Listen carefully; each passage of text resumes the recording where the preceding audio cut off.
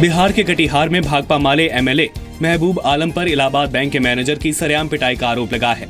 आरोप है कि महबूब आलम ने इलाहाबाद बैंक के ग्वाल टोली ब्रांच मैनेजर के दफ्तर में घुसकर मैनेजर राकेश रंजन को जमकर पीटा। कर्मचारियों ने किसी तरह बैंक मैनेजर को बचाया। मारपीट की वारदात बैंक में लगे सीसीटीवी कैमरे में रिकॉर्ड हो गई, लेकिन पुलिस ने विधायक के खिलाफ एफआईआर दर्ज नहीं की। बैंक मैनेजर के मुताबिक एमएलए ने बैंक को भी उड़ाने की धमकी दी है। महबूब आलम पर पहले भी बैंक मैनेजरों को पीटने के आरोप लग चुके हैं। वो कहने लगे कि तुम हमारा अपमान कर रहे हो और उन्होंने एक तमाचा जड़ दिया।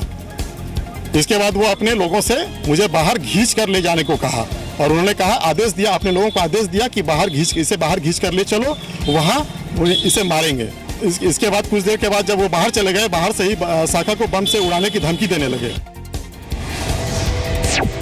आरजेडी अध्यक्ष लालू प्रसाद ने बिहार के लोगों के लिए बिहार में नौकरियों में 80% आरक्षण की वकालत कर नई सियासी बहस छेड़ दी है। डोमिसाइल के इस मुद्दे पर लालू को सीएम नीतीश कुमार का समर्थन भी मिल रहा है। वहीं पूर्व सीएम जीतन राम मांझी भी इसके पक्ष में नजर आ रहे हैं। वहीं बीजेपी ने भी कहा है कि अगर सरकार प्रस्ताव लाती है तो पार्टी उसका समर्थन करेगी।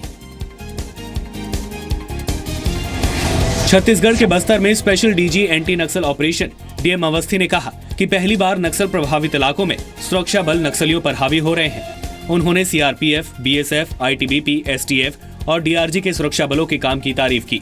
उन्होंने बस्तर में बारूद के बड़े जखीरे को बरामद करने को बड़ी कामयाबी बताया।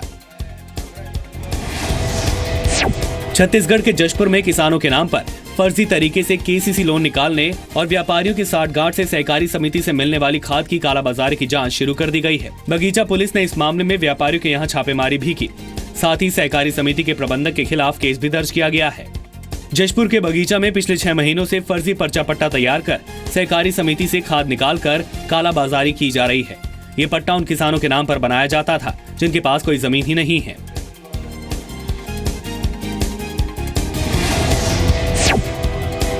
झारखंड के चतरा में खाद्य सुरक्षा अधिनियम की धज्जियां उड़ाई जा रही हैं। हंटरगंज इलाके में सूचना मिलने पर पुलिस इंस्पेक्टर ने 71 बोरी चावल और एफसीआई की 18 खाली बोरी जब्त की है। साथ ही कालाबाजारी के आरोप में नवीन प्रजापति को गिरफ्तार कर जेल भेज दिया गया है। लेकिन पुलिस और आपूर्ति विभाग इस बात का पता नहीं लगा पाई है कि चावल की बोरी जन वितरण प्रणाली के किस डीलर की है। इसके अलावा बीपीएल कार्ड धारकों को कम अनाज दिए जाने की भी शिकायतें मिल रही हैं। बिहार के सुपौल में जल संसाधन विभाग की ओर से खारो नदी पर बांध निर्माण के काम को नेपाली नागरिकों के विरोध के बाद रोक दिया गया है। खारो नदी पर बना बांध 23 जुलाई को टूट गया था, लेकिन जैसे ही बांध बनाने का काम शुरू हुआ, नेपाल के लोगों ने पत्थरबाजी शुरू कर दी। इसके बाद नेपाल के सप्तसरी जिले के जिलाधिकारी और सुपौल के डीएम के बीच हुई बातचीत के बाद फिलहाल बांध निर्माण को रोकने का फैसला किया गया है। बिहार यूपी बॉर्डर से सटे मोहनिया के पास NH2 चेकपोस्ट पर पुलिस ने एक ट्रक को जब्त कर उससे करीब 3 करोड़ रुपए कीमत की दवा बरामद की है।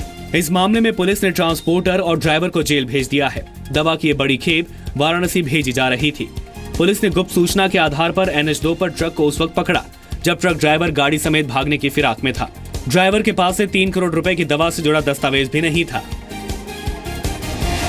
अहमदाबाद में औधव महिला सुरक्षा गृह से करीब 15 महिलाएं फरार हो गईं। हालांकि बाद में इनमें से 6 महिलाओं को पकड़ लिया गया। अब तक फरार 9 महिलाओं को पकड़ने के लिए कोशिश जारी है।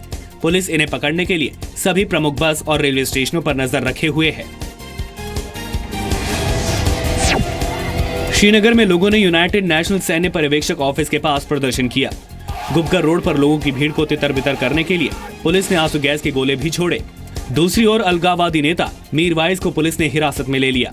वो कर्फ्यू तोड़कर जामिया मस्जिद की ओर बढ़ने की कोशिश कर रहे थे। आंध्र प्रदेश के कृष्णानगर जिले में मुख्यमंत्री चंद्रबाबू नायडू ने मिशन हरित आंध्र प्रदेश की शुरुआत की। इस मिशन का मकसद खुशहाल जीवन के लिए हरियाली को बढ़ावा देना है।